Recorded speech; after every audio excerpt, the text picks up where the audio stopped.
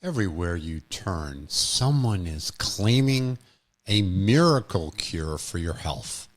New supplements, special diets, curing your microbiome, or repairing your mitochondria. The theories or mechanisms or stories seem compelling. But is this just today's snake oil salesman selling something without rigorous evidence to support it? Can we avoid getting drawn into these theory or expert-based approaches? Can we become curious but skeptical? Let's find out.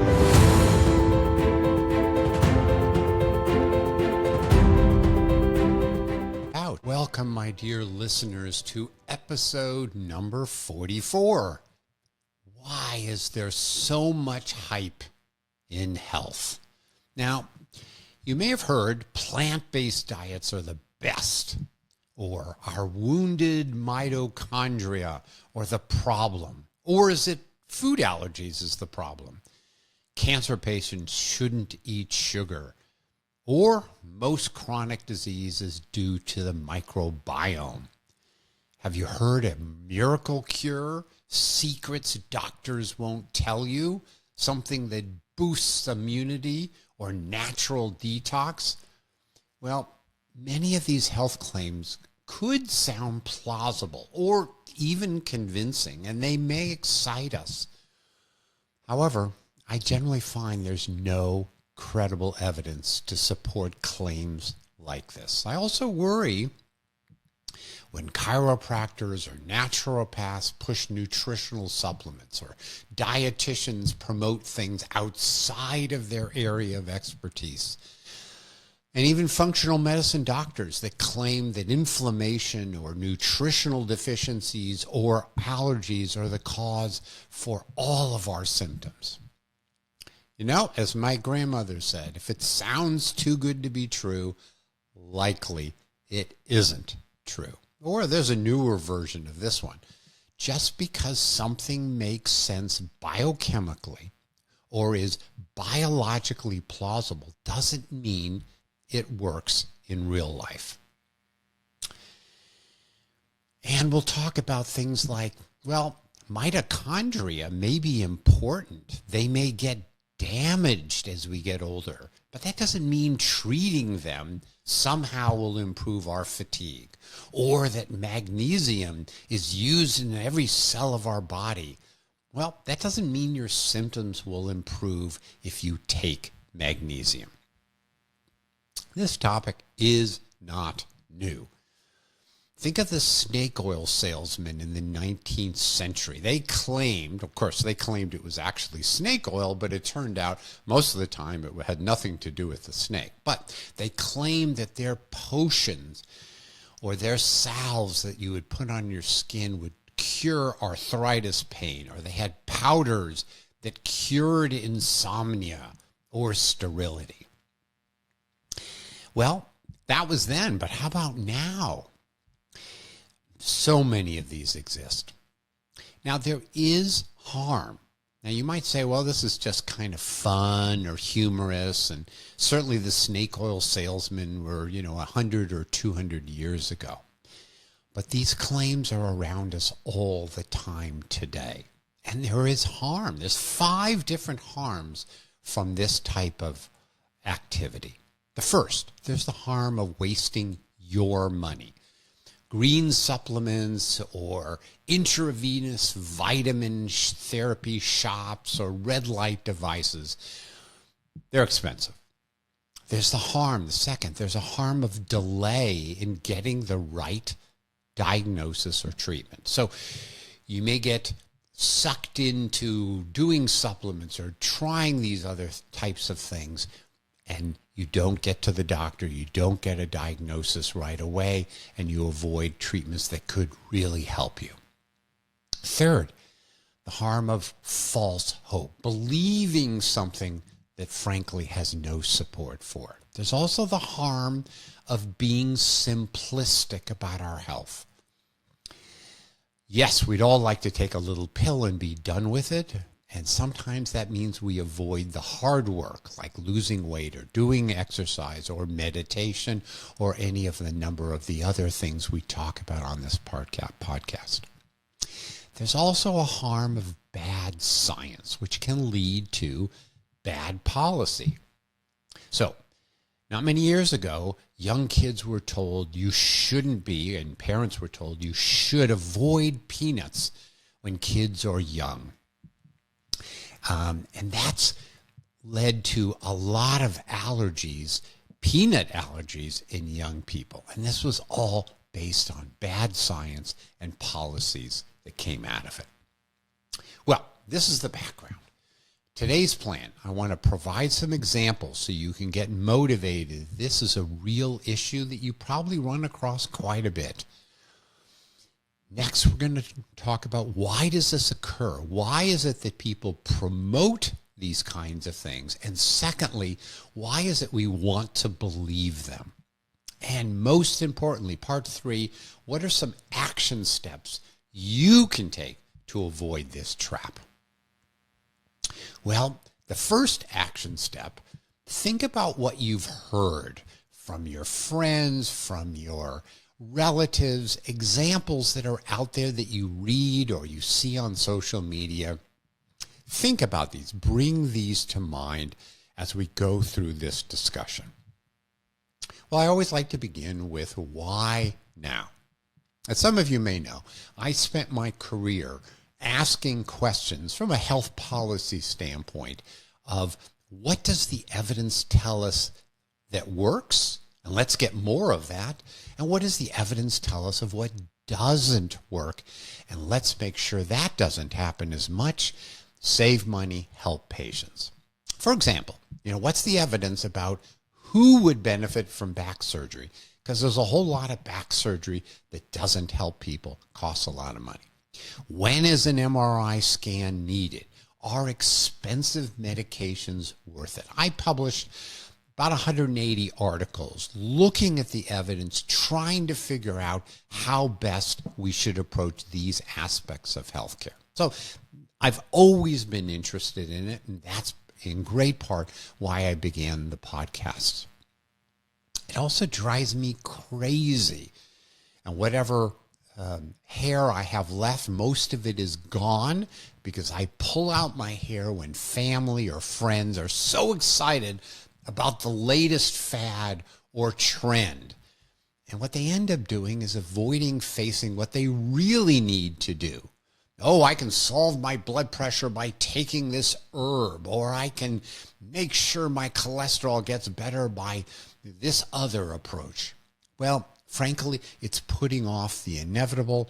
They're wasting money, they're wasting time, because in general, there's no evidence to support it. I want you to be curious or open-minded, but also to be cautious or skeptical. I like to call myself the open-minded skeptic. I tend to wonder about things and whether they actually work, but I'm open-minded to the evidence. I want you to be that as well. Well, before diving into the examples, I think I need to explain to you, what do I mean? What does Dr. Bobby mean by evidence? Because if you talk to other people, they'll say, oh, yes, there's lots of evidence for red light therapy or why you need to take magnesium supplements. For me, evidence is scientific studies done in people, ideally randomized controlled trials where they compare one approach to another. It's blinded, so one person gets a placebo, one person gets the real thing. But there can also be good observational studies, but rigorous peer-reviewed evidence. Well, what evidence is not a theory or mechanism plus an anecdote plus an expert pushing it? Well, what do I mean by that? So maybe there's a theory. Well, your knee pain is caused by loose bits of cartilage floating around in your knee, and removing it will help you. So that's the theory. And theory sounds good to me. If you got little things in your knee, that can't be good for you. Anecdote. My cousin had that stuff removed and they got better. And then you have an expert who says, oh, I do this in all my patients and they do great. Well, on this exact issue of removing debris from the knee, when randomized controlled trials were done, it didn't work. Well, other types of evidence, or what people might call evidence. Well, I took red light therapy and I took cells and I put them in the lab and it repaired those cells, or it worked in mice. That's also not evidence. So you may have a great theory or a mechanism. There may be individuals that say it worked for me, and you may have experts touting it. Doesn't make it for me as evidence. What is evidence are going to be those rigorous studies in people. Okay, now for part one. Let me walk through some examples of hype versus evidence. Well, as most of my listeners know, for decades, eggs were maligned. They were assumed to be harmful because, in fact, eggs contain cholesterol. So here's the theory, and the theory obviously makes good sense. Your plaque in your arteries that can cause bad problems are full of cholesterol. Well, cholesterol can't be good for you, so eating cholesterol must be bad.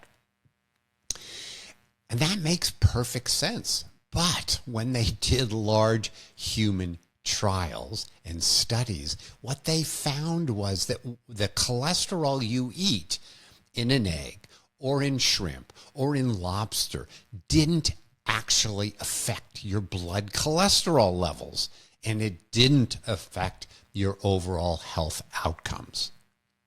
So here is an example we've all sort of lived through where the hype got everybody to change behaviors, but in the end, the evidence didn't support it. Well, how about the theory of clogged arteries cause heart attack and death?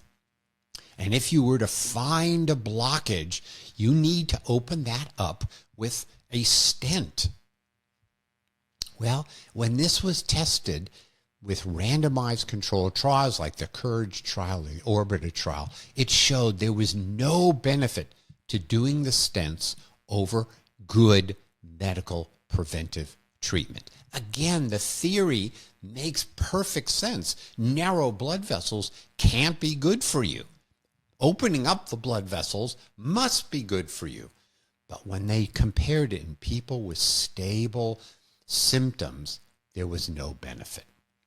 Okay, how about the theory that injecting cement, a cement-like product, not actual cement, into vertebral fractures, so fractures in your spine, will stabilize them and it will reduce pain? This was called vertebroblasty. Again, the theory makes sense. If we can stabilize the fracture by putting in this glue, that's going to reduce the pain. And as people know, when you get that broken vertebra, it can be really, really uncomfortable for a long period of time. Well, when they did a sham controlled trial, meaning some people thought they got the procedure but didn't, and compared it to people who had the procedure, again, no benefit. So these examples I've just talked about have been debunked, and they're no longer being promoted. But there's a new set of these that are being promoted. So NAD, nicotinamide adenosine dinucleotide, boosters like NMN and NR that you might take as a supplement or as an injection. It's touted that it slows aging. Well, what's the theory? Theory sounds good. NAD, this molecule, helps your cells to create energy. Well, that's got to be good. And as we age, those levels fall. Okay, so now we have a problem. And they found that if you give these supplements to mice, it can boost those levels, and the mice do better with exercise. It extends their lifespan. But these are animal models, or what are called in vitro models when it's done in test tubes. Human evidence, there isn't good, rigorous, long-term studies showing that these supplements help us to slow aging or reduce diseases or whatever.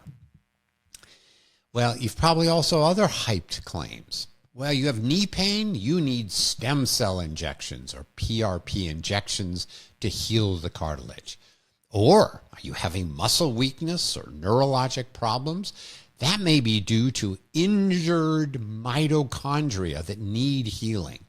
Ooh, do you have inflammation? You need hydrogen water. Or are you suffering from fatigue? Red light therapy can help you. Now, these are all lovely theories, and they may sound compelling, but just like the egg situation and the peanut allergy situation, without proper evidence, they're not ready for prime time. They're not ready for prime time now. Likely, when the evidence becomes available, if it does, they'll never be ready for prime time. So some examples, they're all around you. And as I said in the earlier part about this action step, think about what you've heard from friends, from family, that you've read, seen on the internet, that sounds amazing. It sounds plausible. We wish it were to be true. Keep that in mind. All right, now on to part 2. Why all this health hype? Why is it abound everywhere we go? And why are we likely to believe it? Well, there's a number of things I want to point out. First, and not a surprise to anyone, there are financial incentives. Health is a huge part of our economy. $5 trillion are spent on health. So everybody is focused on health and trying to improve it for themselves or for others. Supplements are a big business, and that's often what you hear about. Probably about $150 billion in the U.S. Sadly, most health podcasts advertise supplements or beds that you'll sleep better in or wearables. And often the podcasters are owners of these companies, or they get payments from the companies that make them. You'll also see that financial incentives are in your chiropractor's office or even your regular doctor's office, that they are expanding what they offer, what they sell, and that's also a financial incentive. There's a saying that if you walk around with a hammer, everything looks like a nail. So even people, perhaps it's not a financial incentive. They just think that removing the bad debris from your knee will make you feel better. They truly believe it. Now, they probably also do the procedure and they make money from that. I tend to call this self-serving sloppiness, meaning intellectually we need to look at the evidence. And sometimes we don't look as carefully at the evidence as we'd like, because it serves us well to continue with a belief that is not supported by that evidence. All right, financial incentives. Why else? Why would we as patients get excited about this? And that is that we want relief. There's a lot of folks out there who have unmet medical needs or chronic symptoms that traditional medicine doesn't seem to solve. You know, how common do we hear or we feel, oh, I got low energy, I'm not sleeping well, I have a lot more anxiety, I have aches and pains. And their regular doctor, the regular part of the healthcare system, may not have answers for them. So when we hear about a theory or a mechanism that makes sense, oh, your fatigue, it's due to the mitochondria. The mitochondria create energy in your body. And as you age or as you get illnesses, the mitochondria become impaired. And we have a way to treat those mitochondria, and you will feel better. Or similar theories that relate to the microbiome. Now, I'm not trying to say mitochondria are unimportant, and I'm not trying to say the microbiome is never important. But the theories and how people promote it is way beyond what the evidence says. And we want this relief, and we hear somebody else who tried it and it worked. Look, as we've talked about, there is a placebo effect. So part of what you hear may not be that it actually works, despite the wonder of theory it is, but frankly, the placebo effect. And then if it works for one person, they tell others. So the third part of this is an amplification process. You tell your friends, you tell your family, it goes out on social media. There may be catchy buzzwords that suck you in. Oh, it's a detox, or it's anti-aging, or it's the next breakthrough. Look, on social media, you can say anything you want. There's no fact-checking on Instagram or Facebook or Twitter. And people may cherry-pick little nuggets of data to support what they want to say. So beware. Okay, so I've given you some examples in part 1. We've talked a little bit in part 2 about why is it that all of this hype is out there and why we might believe it. Now we're on to step 3. What can we do about it? What are the action steps that you might take to help you and to protect you from some of this? Okay, number 1, listen to the theory.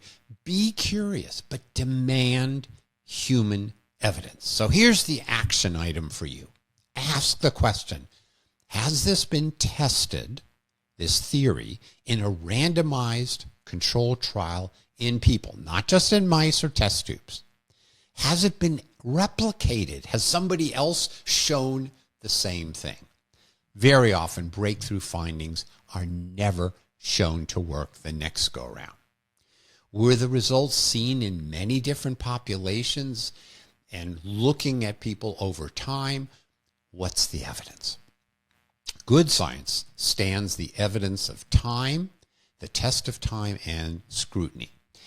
If you're interested, you can listen to my episode on whether to believe health headlines. That's number 22. I also like the website examine.com.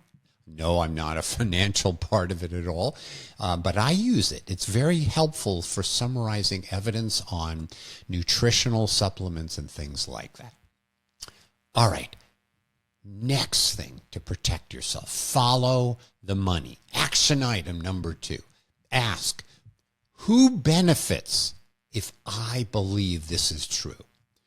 Is the person who is promoting this theory also selling something? That would be a red flag. Conflicts of interest are everywhere, and there may be financial ties between the person who's pushing it, the product or treatment. And when that happens, their objectivity may be distorted. Now, this happens not just on hucksters on Instagram, but even our professionals that we go to see to care for us. So we have to be aware of that. Third, be wary of buzzwords on social media. So here's your action item number 3. Are there red flag phrases? Miracle cure, secrets that doctors won't tell you. It boosts your immunity, or it's a natural detox.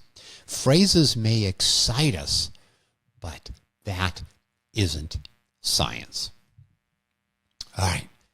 Number 4, understand the placebo effect can be very powerful. People may feel better. That doesn't always mean that the treatment actually was what caused it, especially when you have vague symptoms that tend to go up and down, and you might attribute it to what treatment somebody said you should try. Action item number 4, listen to my episode 28 on placebo. It might help you. Okay, 5th, ask good questions. So here's your action item number 5. Replace the question, did it work, with compared to what? Did they have a comparison group? In whom? In what kinds of people? Over what time period? And were there any risks associated with that? This shifts the conversation from just jumping in with excitement to really probing risk-benefit trade-offs and whether there is enough evidence to believe it. Number 6, be a curious or open-minded skeptic, as we've talked about. Action item, don't just say no and reject everything, but ask for rigorous evidence. Now, not all theories turn out to be wrong. So we talked about eggs. High cholesterol has been associated with heart disease. So lowering cholesterol might help us. Well, that gave rise to the development of statins, an incredibly important medicine in our toolbox. And it's been shown to reduce heart attack, extend years of life in numerous RCTs. So it was a theory, and it was something people got excited about, but then we have the evidence to show that it works. Okay, last action area. Talk to an evidence-literate provider. So what's the action here, number 7? See if you can explore a topic like this with your doctor. Does your doctor take the time to do that? Does your doctor have an interest in that? So before jumping in and saying, oh, this supplement, I must take it, or this new thing, I must try it, talk to your doctor. See if your doctor will explore it in this kind of way.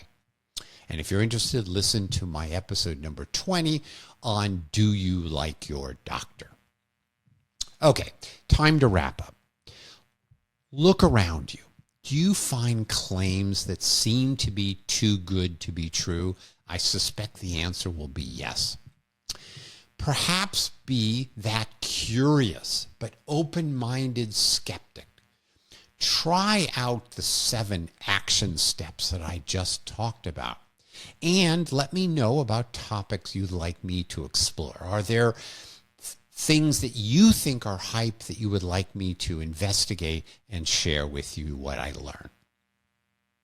Well, I hope we all live long and well, not based on hype, but on what really works based on evidence. Until next time, goodbye.